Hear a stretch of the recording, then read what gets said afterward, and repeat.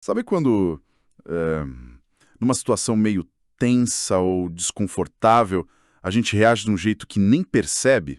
Tipo, Mudar de assunto do nada, achar um culpado ali na hora, ou até, sei lá, ter uma dificuldade imensa para lembrar de algo ruim que aconteceu? Parece que a nossa mente tem um sistema de segurança, né? Que fica ali trabalhando por trás dos panos e a gente nem se liga. é uma ótima forma de colocar. É exatamente esse sistema, esse mecanismo de segurança da psique que a gente vai explorar hoje. A nossa análise vai focar nos chamados mecanismos de defesa da psicanálise, sabe? Um conceito-chave que o Freud começou a desenvolver e que, bom, outros depois dele também expandiram. Isso mesmo. A gente está se baseando aqui numa série de materiais, né? Artigos, algumas notas, trechos mais teóricos, que ajudam a definir e dar exemplos desses mecanismos. E o objetivo aqui não é só fazer uma lista, né? A ideia é investigar mais a fundo mesmo essas estratégias psicológicas, que são quase sempre inconscientes, o que elas são de verdade, como funcionam e, o principal, qual a relevância disso para a gente entender o comportamento e até a saúde mental. Queremos entender melhor como o tal do ego lida com esses conflitos internos todos. Exato. A nossa conversa hoje vai, então, desde o conceito básico, vamos passar por uma análise dos mecanismos mais comuns que aparecem nessas fontes e chegar até na conexão disso com a terapia psicanalítica, né? E como tudo isso impacta o nosso bem-estar geral. É tipo uma viagem para dentro dessa engenharia complexa da nossa mente. Excelente. Então, para começar a desembrulhar isso, o que exatamente define um mecanismo de defesa? Pelas fontes, parece que são estratégias psicológicas, né? Quase sempre inconscientes, que o ego usa, e a função principal seria proteger a gente de sentir coisas difíceis, tipo ansiedade, angústia, ou de lidar com pensamentos e impulsos que perturbam. É por aí? Perfeito, é exatamente por aí. O ego, lá na teoria do Freud, é essa parte da mente que tenta meio que fazer um meio de campo, né? Entre os desejos mais básicos do id, as regras morais do superego e, claro, a realidade lá fora. E quando essa negociação toda gera muita tensão, muita ansiedade, aí o ego, bom, ele lança a mão dessas defesas.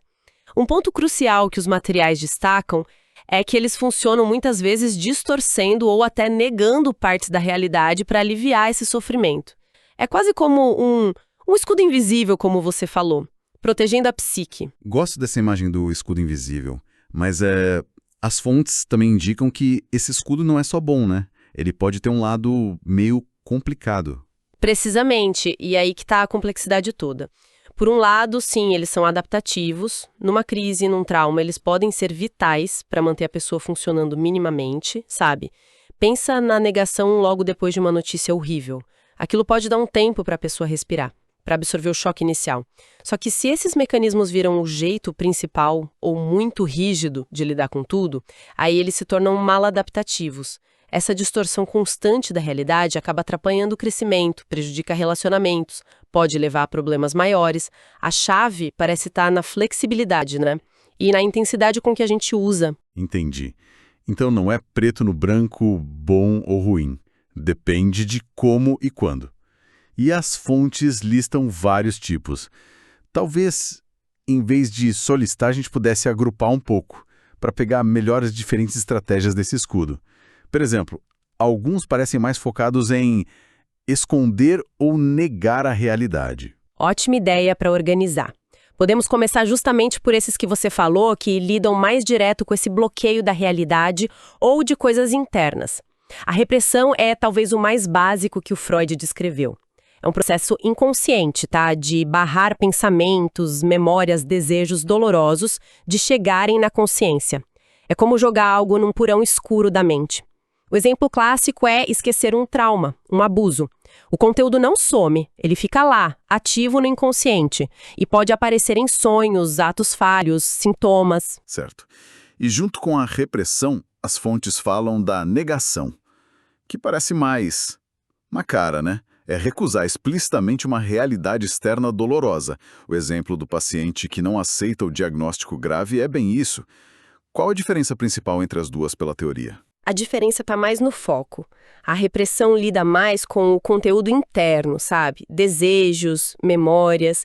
Já a negação foca mais em fatos da realidade externa. As duas servem para evitar a dor, mas operam em níveis um pouco diferentes. A negação é tipo fechar os olhos para o que está bem na sua frente. Pode ser útil por um tempo, mas não se sustenta se a realidade exige uma atitude, né? Ok, então essas duas formam um grupo sobre não ver ou não saber. Mas tem outros mecanismos que parecem mais sobre distorcer o que a gente vê ou sente, como a projeção. As fontes dizem que é jogar nos outros os nossos próprios sentimentos ou impulsos que a gente não aceita. Tipo, alguém cheio de raiva acusa todo mundo de ser hostil, ou alguém seguro vê insegurança em todo canto. O que acontece aí para o ego fazer isso? Ah, a projeção é fascinante por isso. Essa externalização do conflito, né? O ego se livra de algo indesejado, raiva, inveja, insegurança, colocando isso na outra pessoa. Alivia a tensão interna de ter que admitir isso em si mesmo. É mais fácil lidar com a raiva do outro do que com a minha própria raiva, entende? O problema, claro, é que isso distorce totalmente a percepção das relações e pode criar muito conflito porque a pessoa reage ao que ela mesma projetou ali. E a racionalização? Essa aí parece ser campeã de uso no dia a dia, hein? Criar aquelas explicações lógicas, bonitinhas para justificar comportamentos ou sentimentos que, no fundo, têm motivações bem menos nobres. O exemplo de colar na prova porque todo mundo faz ou culpar o professor pela nota baixa. Por que essa é tão eficaz e talvez tão difícil da gente pegar em nós mesmos? Se a gente conectar isso com a ideia de proteger o ego, a racionalização é super poderosa porque ela apela para a nossa necessidade de parecer e de nos vermos como lógicos, racionais, né? Ela dá uma justificativa aceitável que mascara a motivação real, tipo preguiça, inveja, um desejo proibido. É difícil de pegar na gente porque alivia aquela tensão, sabe? Aquela dissonância cognitiva entre o que a gente fez ou sentiu e o que a gente acha que deveria ter feito ou sentido. Protege a nossa autoimagem, mas o preço é não encarar a verdade sobre o que nos move. Faz total sentido. Projeção e racionalização distorcem a percepção ou a justificativa. E aqueles mecanismos que envolvem mais uma ação, um redirecionamento da emoção. O deslocamento parece ser um exemplo claro disso. A energia emocional vai para um alvo mais seguro, né? O clássico. Chefe grita com você, você chega em casa e grita com o parceiro. Exatamente isso. O sentimento raiva, frustração é real, mas expressar na fonte original, no chefe, daria problema. Então o ego, sem a gente perceber, acha um alvo substituto onde descarregar parece mais seguro, mesmo que seja injusto. E é importante frisar que isso é inconsciente, né? A pessoa geralmente não pensa, vou descontar no meu parceiro. Ela só explode por uma coisinha pequena em casa, sem ligar os pontos na hora. E a formação reativa. Essa é quase o contrário, né? Em vez de redirecionar, a pessoa expressa o oposto do que sente. Tipo, ser super gentil com alguém que odeia. Qual a lógica disso? Extremo. O ego mantém o impulso original bem reprimido e, ao mesmo tempo, demonstra que está seguindo as regras sociais ou morais. A intensidade, a artificialidade do comportamento muitas vezes é uma pista, sabe? De que pode ter uma formação reativa ali. Interessante. E a regressão? Voltar para comportamentos mais infantis em momentos de estresse. O adulto que faz birra ou alguém que fica super dependente numa crise. Isso é como procurar um refúgio no passado. Sim, a regressão é vista como um recuo mesmo, para um estágio do desenvolvimento onde a pessoa se sentia ou imagina que se sentia mais segura, mais cuidada. Diante de uma dificuldade atual que parece grande demais, a psique busca abrigo em padrões que funcionaram ou pareceram funcionar antes. Pode ser um pedido inconsciente de cuidado ou um jeito de fugir da situação. E ainda tem a sublimação, que as fontes sempre destacam como uma das mais maduras, mais saudáveis, que é canalizar impulsos inaceitáveis, tipo agressividade e sexualidade, para atividades que são bem vistas socialmente, produtivas. esporte, arte, ciência, porque essa é vista tão positivamente na teoria. A sublimação é considerada madura porque ela representa uma solução mais integrada para o conflito interno. A energia do impulso original do id não é só bloqueada ou distorcida. Ela é transformada, canalizada para algo construtivo, algo que traz benefícios tanto para a pessoa, satisfação, reconhecimento, quanto para a sociedade. Pensa na energia agressiva virando a determinação de um cirurgião ou a paixão de um artista. É um jeito de satisfazer o impulso de forma aceitável para o superego e para a realidade. Entendi. E para fechar esse grupo de mecanismos mais ativos, tem a intelectualização e a antecipação. A primeira foca no racional para evitar emoção, tipo analisar um término friamente, focar nas estatísticas de uma doença. E a segunda se prepara para o pior, para diminuir a ansiedade. Pensar nos cenários ruins, ensaiar respostas. Elas parecem ligadas ao pensamento, mas de jeitos diferentes. Correto. A intelectualização, ela isola o afeto do pensamento. A pessoa lida com algo emocionalmente pesado de forma puramente lógica, quase matemática, para não sentir a dor, o medo, a tristeza. É comum em ambientes que pedem distanciamento, mas pode impedir que a pessoa processe a experiência de verdade. Já a antecipação, embora também use o pensamento, é mais voltada para o futuro, para se preparar. É uma tentativa de controlar a ansiedade pensando nas dificuldades e planejando como lidar. Se for usada de forma equilibrada, pode ser bem adaptativa, ajudar a encarar desafios com mais preparo. Uau! Essa exploração agrupada ajuda mesmo a ver as diferentes táticas desse escudo invisível. Mas entender tudo isso é fascinante. Só que aí vem a questão prática, né? Como a gente lida com esses mecanismos? Principalmente quando eles começam a atrapalhar mais do que ajudar. É aí que a terapia, como as fontes indicam, entra em cena, certo? Com certeza. E aqui a gente entra no coração da aplicação clínica disso tudo. O objetivo principal de uma terapia de linha psicanalítica, quando se fala de mecanismos de defesa, é trazer tantos mecanismos quanto os conflitos que eles escondem lá do inconsciente para a consciência.